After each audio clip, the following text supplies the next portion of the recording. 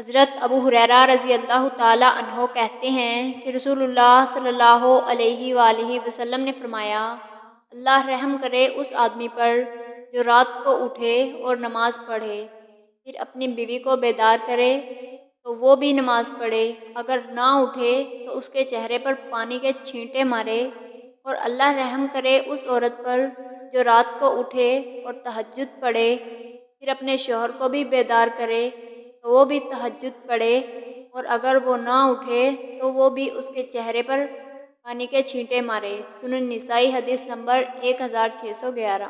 حضرت ابو اسحاق رضی اللہ تعالیٰ عنہ کہتے ہیں کہ میں اسود بن یزید کے پاس آیا، وہ میرے بھائی اور دوست تھے۔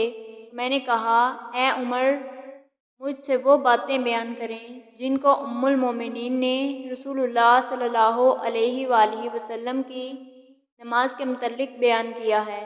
تو انہوں نے کہا، وہ کہتی ہیں کہ آپ شروع رات میں سوتے تھے اور اس کے آخر کو زندہ رکھتے تھے۔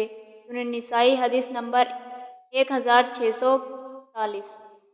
ام المومنین حضرت عائشہ صدیقہ رضی اللہ تعالیٰ عنہا کہتی ہیں، میں نے رسول اللہ صلی اللہ علیہ وآلہ وسلم کو نہیں دیکھا کہ آپ نے بیٹھ کر نماز پڑھی ہو، یہاں تک کہ آپ صلی اللہ علیہ وآلہ وسلم بوڑھے ہو گئے ہوں۔